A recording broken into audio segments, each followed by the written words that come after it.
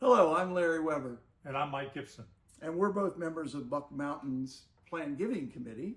We're here to talk a little bit about the Plan Giving program here at the church from a number of different perspectives. The history of the Plan Giving program, the purpose of the Endowment Fund, how the Plan Giving Committee functions, and how members can participate in the fund.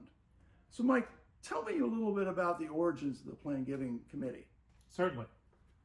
Our committee was formed in 2014. That was about the time we did our addition to Dease Hall. The church employed a consulting firm, the Episcopal Church Foundation, or the ECF.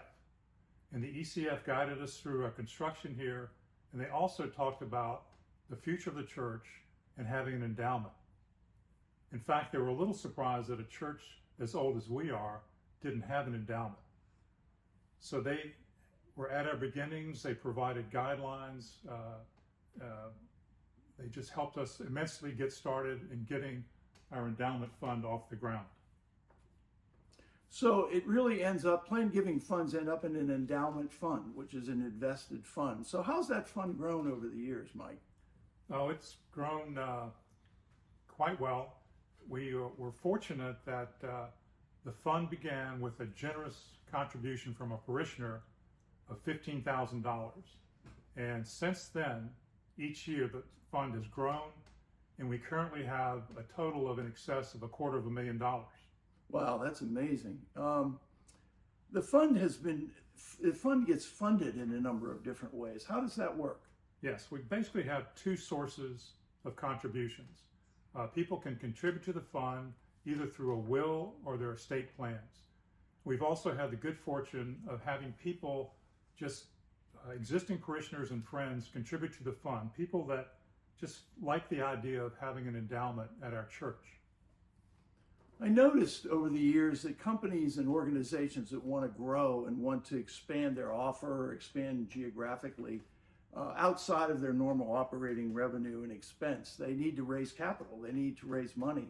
And it's kind of the same way here at the church, isn't it? Isn't that how the endowment fund works and what the real purpose of it is? Yes, we have a mission, and let me quote: "The purpose of the fund is to enable the parish to fulfill its mission more completely by developing its ministries beyond what's possible through its annual operating funds." But how does that actually work? What are some of the policies and practices that we follow to make that come into action? The guidelines call for our taking of between 3 and 5% of the fund total each year to support the missions of the church. Again, the missions that are not able to be accommodated through our annual operating budget. By limiting our distributions, not only do we add to our ministries, but we also preserve the endowment for the future. Mm-hmm. I know from being on the committee, we take our oversight responsibility for the invested assets very seriously and look at it very much as a fiduciary responsibility to those who are giving money to the church.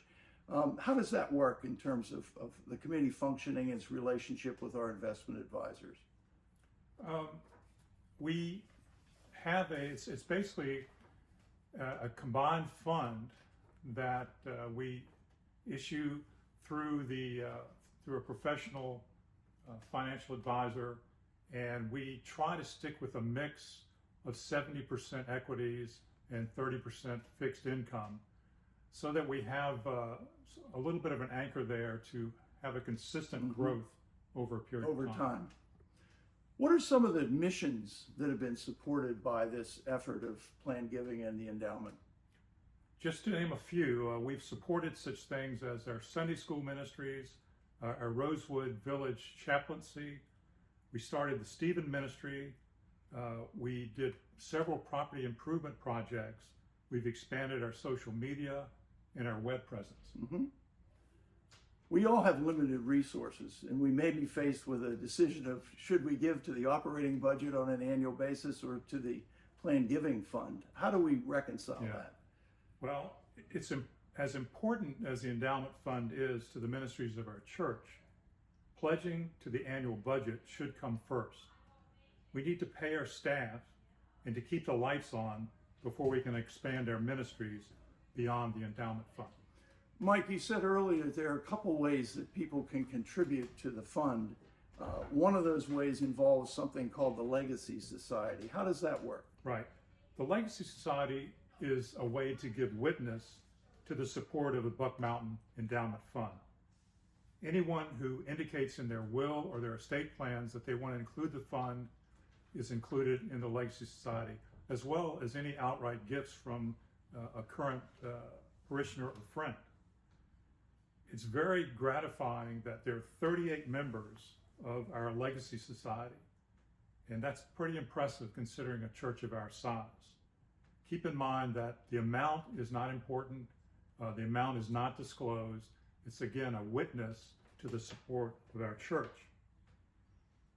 There's a plaque in Dease Hall that recognizes the members of the society. There's also a form in our card rack that provides details about the society, as well as that form acts as an enrollment for membership. What else could people or should people know about the work of our committee? Even though we're an individual committee, we do answer to the vestry. Larry, you and I are on this committee. Gail Peters is our chair.